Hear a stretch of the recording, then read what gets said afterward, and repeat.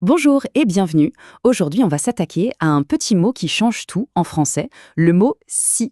On va décortiquer ensemble les fameuses phrases avec si et vous allez voir maîtriser l'art de l'hypothèse, c'est beaucoup plus simple que s'en a l'air.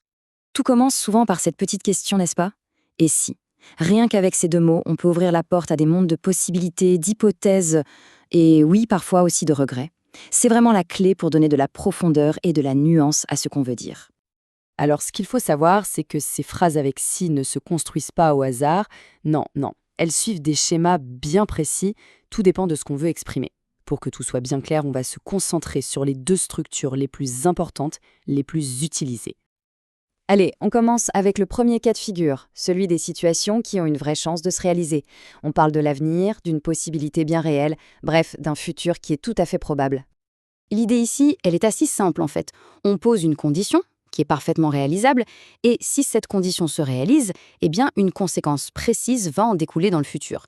C'est une sorte de chaîne de cause à effet logique et probable. Et voici la recette, la formule magique. Regardez bien. Dans la partie de la phrase qui commence par si, on met le verbe au présent. Et dans la seconde partie, celle qui décrit le résultat, on utilise le futur simple.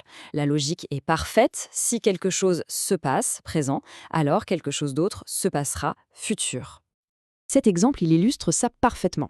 S'il fait beau, la condition est au présent. C'est une possibilité concrète, on est d'accord. Et la conséquence, on ira au parc. C'est une action future, donc au futur simple. C'est direct, c'est clair, c'est un plan tout à fait possible. Bon, maintenant, attention, on change complètement de décor.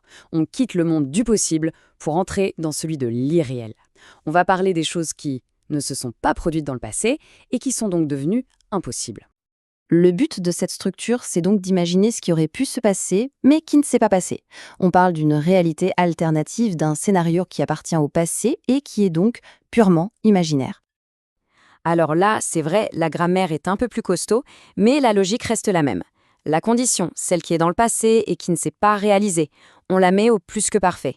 Et la conséquence qui, du coup, n'a jamais eu lieu, on l'exprime avec le conditionnel passé. Cet exemple est très parlant. Si elle avait eu le temps, qu'est-ce que ça nous dit? Ça nous dit qu'en réalité, elle n'a pas eu le temps. C'est du passé, c'est acté. Et la conséquence est donc imaginaire.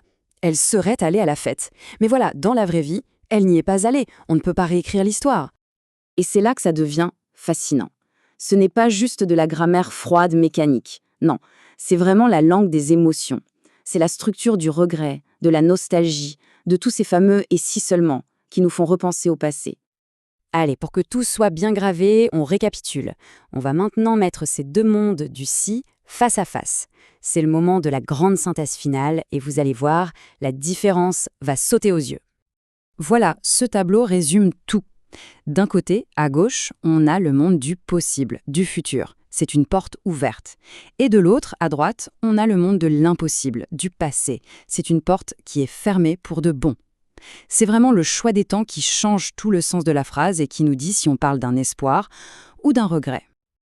Et voilà, maintenant, le plus important, c'est de s'approprier tout ça, de jouer avec.